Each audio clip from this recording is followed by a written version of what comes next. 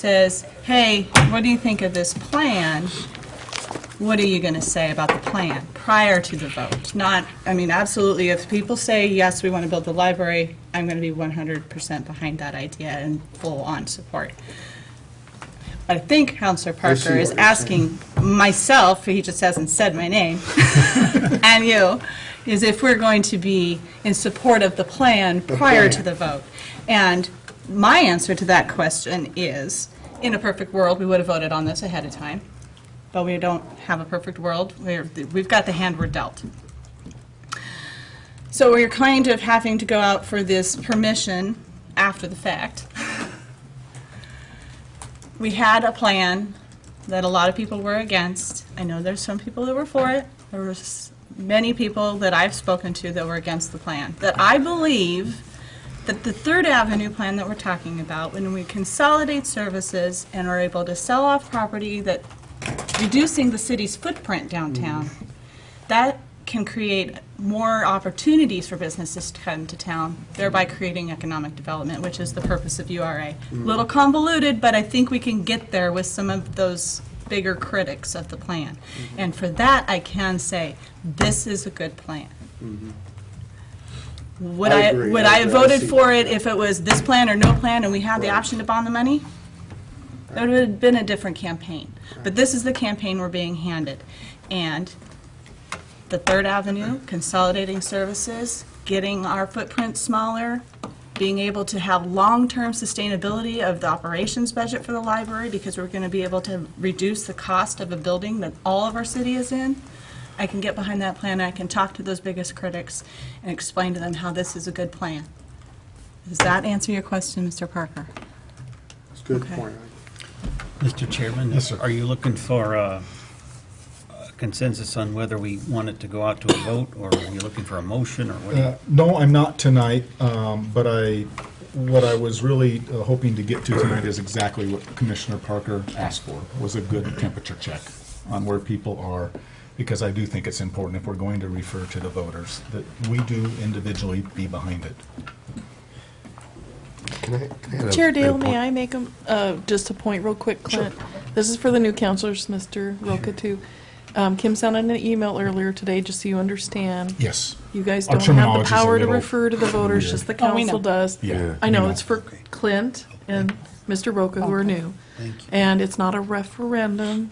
Make sure you use the word referral. Okay. Thank you. Yeah, I asked Kim to send that little primer out. She did, and Yeah, we we got got it. it. And, All right. and I think most of us went, ooh, wrong terminology. Okay, thanks. Referral. And I did, when I was scribbling down my notes for tonight, I did put a little, oops, I'm stepping on the mayor's turf, because it is a city council decision in the end. But I appreciate the temperature check tonight. Thank you, Commissioner Parker. Can I make one other comment about, Commissioner Hensley talks about sustainable operations, and I think what we're looking at, it's about sustainable operations for all the city, not just the library per se. It really is about, I mean, that's the primary reason we're looking at how do we put it, we bring 4 or 5 different city buildings into one is a pretty major feat and a pretty major savings, I think, over the long haul for our city, when our own finance director has said We're on an unsustainable we have trajectory. got an interesting trajectory ahead of us, so we need to be looking at how do we do Right. that kind of piece. And I think it's you scratch our back, we'll scratch your Well, How that works. so all the Thanks. city, all the city buildings are, so I Aging. mean They are aging. so I'm using Commissioner Hensley's analogy, Commissioner Ryder, is that, so I mean, if you are at Thriftway and somebody asks you, hey, is this a good plan? Run for your life. Right. Is this, Can agree with that. Yeah. okay. Thank you, sir. That's I something that you have can, a question actually on that. I'm just, as the newest member here, and this is the question. If I was asked that question, I would be personally, I'd be all for it, and I'd say, yeah, I absolutely agree with this. Is it appropriate for the board, for the commission, UR commission, to actually go out and campaign for something like that? That seems a little bit we're giving it to the voters, but we want to go, I mean, I don't know, just asking that question. Our city administrator shaking his head. Yes, You're okay. elected, Great. and absolutely. Okay. In Yeah, we fact, only have it's- one boss in this, the voters. Okay, just want to make sure that's appropriate. Alrighty. We staff cannot. Yeah, staff. We cannot Right. advocate Staff gets for an it. issue. So staff gets asked, they say, go find a counselor. Go That's right. go find a commissioner counselor. I mean, yeah, one of us, not a counselor of the psychological Commissioner perspective. counselor. Yeah. One with a degree. So Or to maybe kind of both. close the loop then, what I'm looking for is, my suggestion to the agency then is we need help on this and that we direct staff to give us guidance soon, like November or December at the latest, on what do we need to do to meaningfully refer it to the voters in terms of understanding cost, for instance, communicating to the voters what the project is, the phases that are there. Is that making sense to the agency? It's something that we do need some legal and municipal clerk advice. We do. Because this is not a request to levy taxes. That's right. So it bypasses that part of the election law that requires a financial statement. Yes. So in terms of specifics, we're not under the same constraints we would be That's right. if we were going for a bond measure, a property tax, that sort of thing. All that is proscribed. Here we're asking a different type of question. So probably the flexibility on that question becomes much greater, but we've got some very good legal and municipal recorder assistants on our staff, so let's ask that, because my guess is, Tim, it's going to be an easier right than otherwise would happen if we get to the next phases of wanting to authorize bonding and that sort of thing. But if we're just saying, would you support, would you approve the authorization of expenditure of $9 million for the purposes of a Third Avenue library? Our legal advice may come back to say that is to the extent that you need to do. And maybe for Ken, that's all he needs. You know, that he doesn't need an iteration of square foot, number of bathrooms and that Okay. sort of thing. Is do you support this money that we've already borrowed being used for this type of thing? Then we do Right, start getting to right. the initiative thing of, are you in support of capital punishment or against, instead of a technical question, that it becomes a giant policy question of do you want to take this money and use it for this? So, I'm not sure Greg has that answer, but I bet our city attorney and our two clerks do. Okay. Yeah, that would be a Joe Yeah. or city attorney question. Yeah. And actually, he would be the one to He draft. to actually craft it. Yeah, he drafts it. Yeah. Plus, we have state agencies, as you pointed out, that are Yeah, very that can helpful. help us. There's elections division, state and Yeah. county. So then, it's a different question than, to use my private sector terminology, it would be a different sector then as to how do we now market this in a meaningful manner? How do we get the public process going? And then, Commissioner Parker's giggling at me. I'll write the ballot title. How would you like to have a really, really, really cool library? Yes or no? Okay? But we are going to have that very realistic phase. How do we now engage the public? How do we get the message out? How do we get the vision out? No, it will be. It'll be a tour of Yep.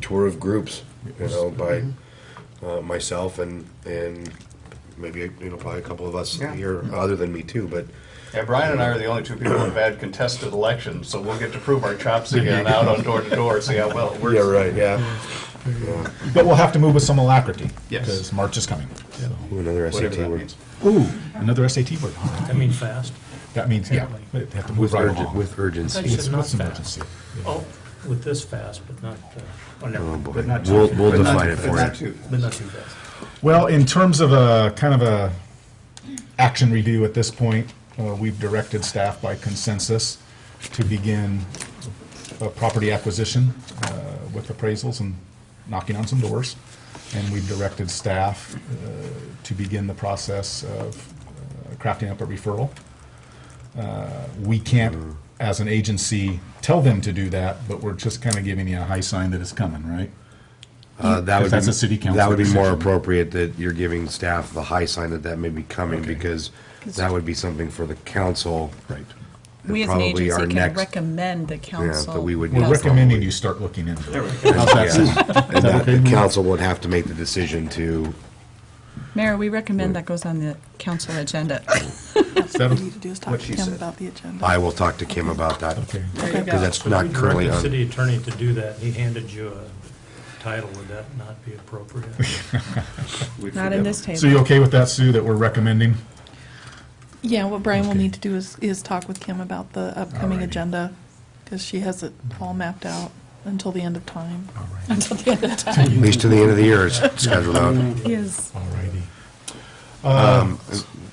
Chairman Dale, I think, I think conversation about master planning, what that, this is, would be a step to, sorry, a step also in this process. I mean, we talked about, again, we can't, that may be part of the piece, whether we put that in the ballot measure of square footage or whatnot, it's still gonna come down as part of our conversation of what does this civic building look like, what does it contain, what offices will be in there, where.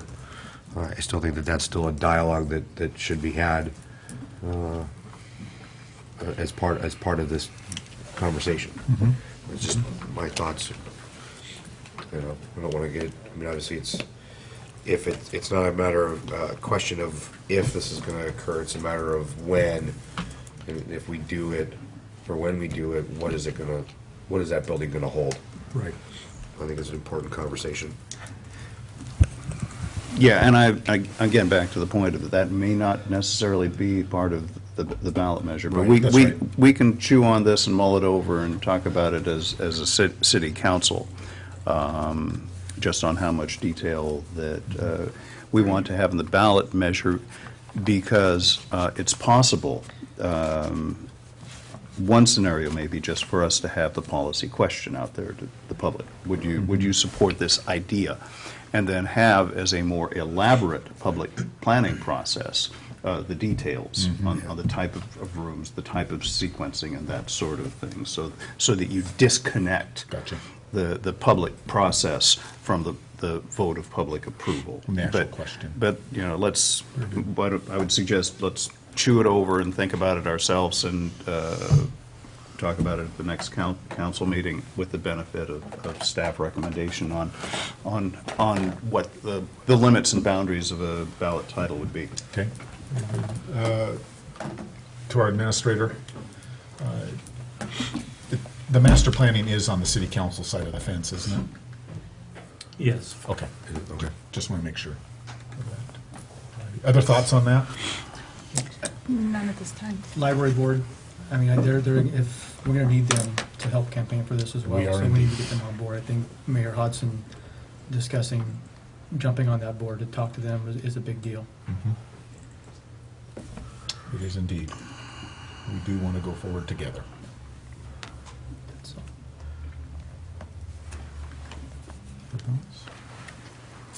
They would be instrumental in writing that, because there's some pretty smart cookies on that group. Well, the attorney has that. The attorney has to. But, yeah. But there's no doubt, there are some very smart cookies. There are smart cookies. Very much so. Alrighty, agency, as you can tell, our agenda was rather informal tonight. I do appreciate the time. Are there other very related issues that we need to tackle tonight? It's been a good night. You do have reports, economic development in Main Street. And Yes. if you did have any questions, both Amanda and Jamie are here. And actually, Tim, I have an announcement to make. Oh, please. First. I see a goodie. My dad, when I was a kid, would always ask for the sports page as soon as the paper came in. I said, Dad, why do you read the sports page first? And he said, well, that's because it's about people's successes. You can read the front page and read about their failures. I'll read the sports page. So let me start this off with our successes. It doesn't seem that long ago that we welcomed Jamie Stickle as our Main Street manager. But this year, she, on behalf of our program, received from the Oregon State Main Street Program the Excellence in Downtown Revitalization Outstanding Partnership awarded to the Downtown Canby Flower Basket Program. So, Jamie, I'd like you to come and get this, and congratulations. Very good, Jamie.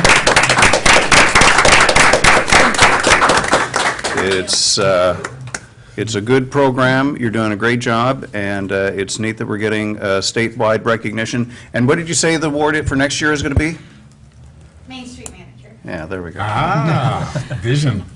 Actually, Mr. Chair, if Jamie wanted to give, since we have the benefit of the cameras, Yeah. one Could you little please? plug for Halloween and talk about your baskets if you'd wish as well. I'm sorry, what was the second? Give your acceptance speech for your basket of art. You have to at least give an acceptance. Well, I'll start with the award first because we were talking about it.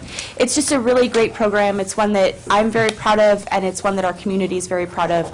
It involves sixth graders all the way up to our more mature adults in Canby to get involved. Swan Island Dahlias, Canby Livability Coalition, the high school, Echo's Lunch Bunch, and so it's just a really great program. It's been going for about 3 years now, and we really hope to see it continue and bloom in downtown. And then a plug for the downtown Spooktacular Village. We are going to do a parade again at 4:30 that will start in front of the clock tower at Cuts Force. The Journey Through Oz will be at the Clackamas County Event Center, which is a great fundraiser for Kiwanis. It's 2 cans of food or $2 that goes directly to the Kiwanis toy and food drive. That is actually on the 23rd, or I'm sorry, the 29th, 30th, and 31st, 4 to 8 on Halloween, 4 to 7 the 2 days prior. Then a couple of our downtown businesses actually do a little extra for Halloween. Parsons has a costume contest where there are prizes for first, second, and third, and so you can head in there, get your picture taken. The Place to Be Cafe is doing a Halloween event where anyone from 12 to I think it's 17 or maybe 18, is able to go in from 8 to 10 p.m. It's $5 plus a can of food, and that food goes to the community food drive. If you don't bring food, it's $6 to get in. That includes a drink and food, or a treat, I should say. They've got live music that night. Canby Alliance Church will be in Waite Park again. I believe that's from 6:30 to 9:30, and they have fun events. It's just another way to become engaged, do something outside. They have a really great turnout.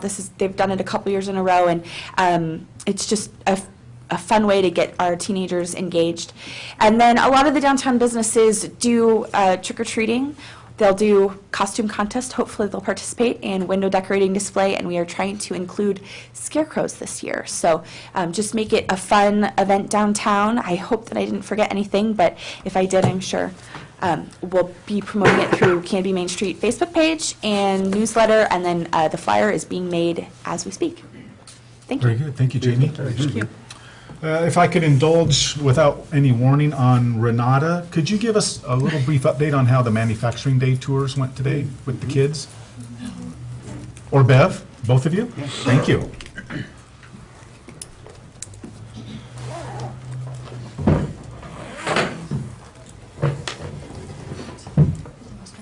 Sure. Good evening, Bev Doolittle, Director of the Canby Chamber of Commerce. And last week we were here and told you about Manufacturing Day. And today it was student tours. So we had 6 businesses that took students in 3 different shifts. So they had 3 tours. Each business had 3 groups of kids that came through, starting at 9 o'clock this morning and ending about 11:30. So the 3 businesses, they were in clusters. So you, as a student, picked which cluster you wanted to be in and visited 3 businesses then. So we had, the first cluster was Potter Industries, product manufacturing, and packaged containers. And then the second cluster was American Steel, Pioneer Pump, and JB Northwest. So the students got to go through all three of the different businesses, and we had questions given to us ahead of time from their teacher, Mr. Roberts, and we sent those out to the businesses so they had that to work off of then and knew kind of the direction that the teacher was hoping, something that the kids came out with. Some of the business owners, I visited with all 6 of them this morning and kind of took it in a little bit different steps, further steps, and tried to hit on example Pioneer product manufacturing. 2 of their people that they work with is Pioneer Pump and American Steel. And so connected how the 3 of them being in the community here play off of each other, and that they're each other's, work with each other, and how you can do that within, the community here. Here's a partnership here, and here's a partnership here. So I was in American Steel out on the floor with the kids doing one of their tours, and the parent asked, so what is one of the highest importance that they should be learning in school here in order to come in and get a job here at American Steel? And they said math. And the kids are like, really? And so What's second? yeah. And he said, I use it every day. You don't think that you're going to use the stuff that they're teaching you, and some of it you don't. But there are parts of it that we use every single day in trying to figure out where these holes are being drilled and how deep that they have to go, and these different things here. You don't just have to push a button. That's not what happens. You have to know what you're doing in order to set the things on the computer itself to make it drill the hole that you want it to drill. So I think that was opening, something for the students to say, really, I have to know this stuff? I can't just come in here and do this. So, some of the businesses here, they're good, clean companies. In fact, American Steel, when I was there, they had done a project for a big, big job down in California. Their stuff was sent down there. And they don't even know what the jobs are that they're getting when they're doing them. And they don't see, their work is not something that you'll see because it's buried. It's hidden behind and stuff. So they do the big structural jobs here to make these buildings stand up, and whatever it is, or the bridges and stuff. And so some of their stuff is hidden, but there's some pretty big jobs that we're doing here in our community that people don't realize that we have and that we're doing. So it's really good. I was pleased with today. Good. Yeah. And I'd like to add that probably 6 to 8 students visited at a time, and I sat in on the Potter's Industry tour, and most of the students were engineering students and part of the manufacturing technical education program. And Scott Scarborough did an excellent job in the tour, and also stressed the importance of communication and teamwork and a positive attitude and problem solving. So hearing that message from potential employers, I think, really had a lot of impact, and wanted to really extend our gratitude to the manufacturers that stepped up. We had many more participate this year than last year, and hopefully that's a program that continues to build. And we're doing a kind of an exit survey of the manufacturers to see what went well, what could be better, so we continue to grow and improve the program. Very good. To take it one step further, to continue this month of manufacturing, it's vocational month for Rotary. And so on the 25th, Friday the 25th, the Rotary, their regular meeting time will be out at 5 different businesses. And they are different businesses than what we visited today. So different groups, different ideas and stuff for these adults to be out and see and know what's going on in our community. So I'm really proud of what we did this year in addressing the manufacturing within our community, and just hope that we grow it next year. Very good. And then next Wednesday is our Canby Industrial Forum. It's the first one of this season, and it'll be at American Steel, 7:30 to 9:30, and it'll include a presentation on safety, creating a culture of safety in manufacturing, and then there'll be followed by a tour, and you've received invitations to that as well.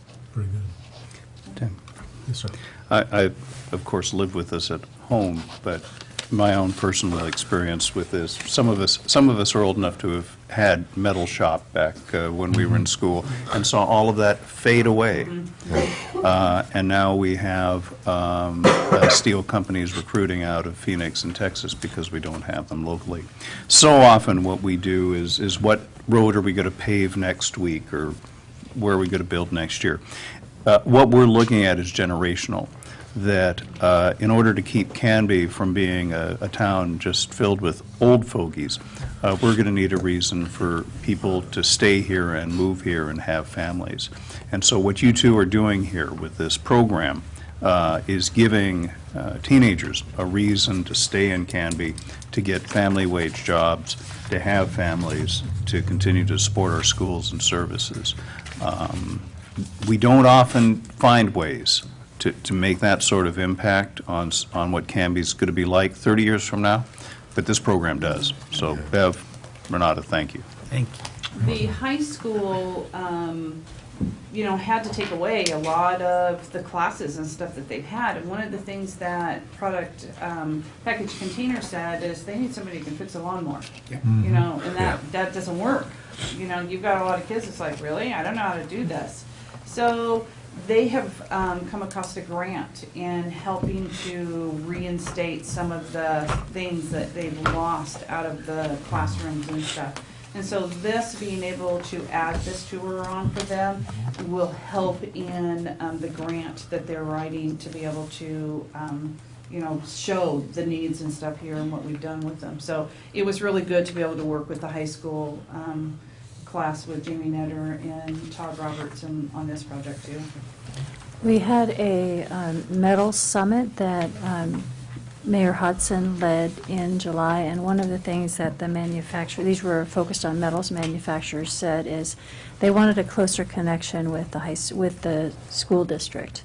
And so this grant is a great opportunity, and also Superintendent Steach generously offered time on the school board's agenda in November to meet with those manufacturers and hear directly from them what's important for the future workforce, what types of skills, what type of curriculum, that kind of thing. So we're going to make that meeting happen. That's great. Another one of the things that in the gap that Commissioner Parker talked about that came up at the steel meeting as well, that you have a company like Pioneer Pump who went out and created their own college in some degrees to recruit students and teach them the things, that the craft of manufacturing and steelworking, to be able to have that pool to be able to draw from in the future. And and it sounded like a lot of those businesses really wanted to work together to try to get back into specifically Canby High School to have that as create that workforce piece. So I hope that we can see that come together and use that Pioneer Pump model of their school that they did to grow from that. So I think that there's a lot of opportunity there for sure. So I don't know if anybody else knew that Commissioner Ryder was there at Package Containers today, so appreciate you being out there. Thank you, Ken. Thanks, Ken. Yeah, I really enjoyed it, and the kids seemed to be very enthusiastic. And I was kind of surprised that at Package Container and also American Steel, the individuals giving the tour mentioned that the entry level for these kids coming out of school, if they have a strong work ethic, if they're highly ethical, if they can read and do math, they could come in through an entry level. They don't have to go off to a specialized training school to prepare for this. But if they have mechanical abilities, that just adds that much more to it. So there are opportunities, and like Greg said, we've got 45 million baby boomers that are gonna be retiring. And a lot of these people are highly skilled, highly trained, and we've got to be able to move our young people in, or we're gonna have to be importing people to come and fill these positions. Or those jobs will go away or overseas, yeah. Right. Good point, yeah. Well, I unfortunately wasn't able to make it. I was otherwise obligated today. I'm looking forward to going next year, though. Actually, in a previous life, I ran a CNC mill, so I worked in a machine shop, and I'm just curious about how things have changed over the years. No kidding. No kidding. You'll be glad to know, probably not much, because I think at Package Containers, when we were there, they have a machine that is active and using, it's over 100 years old. Oh, well, Yeah. see, I might still So- have skill set that I So could when they market. asked if I could tear apart a lawnmower, I said, I can't. They said, sorry, we don't have a job for you. I said, I can learn though. If you They have teach a me how, I shop can there do where it. they can make any of the parts for the machines. Yeah. Because There you go. the manufacturers of the machines Long are no gone. longer in existence. But thank you for that. That's great. Yeah, thank you. Yeah, thanks, Bevan Renan. Thank you. I have a brief update on Sequoia Parkway. I saw light poles go up today. Yeah, on the south end of it anyway. So, nice shiny new light poles. And it looks like the gravel bed's pretty well laid and compacted as well, and they've gotten gravel up to 13th Avenue. Is he out there with his hard hat on? Me? Yeah, you. Yeah, you're kind of our, I won't talk about sneaking down the bike path. you're kind of our site engineer there, you know? I did that with my scooter. Yeah, I won't. I can't confirm or deny that I've sneaked down the bike path to look at what's going on. Well, thank you, Tim. I want to offer one more opportunity tonight for public comment before we close. Anyone interested? Seeing none. Well, my thanks again to the library board for last night. Giving of your time, your energy, your passion. My thanks to the agency as well for your time, energy, and passion. And it's been a good night. And I thank all of you for it. Thanks to our administrator and staff as well. And thank you, Camby, for tuning in. And we'll see you at November's. Do you want a motion to adjourn first, or? Yes. I will make a motion to adjourn. I'll second it. All in favor? Aye. And now, Camby, it's my third meeting, I'm learning. And now, Camby, thank you very much, and we'll see you next month. Question.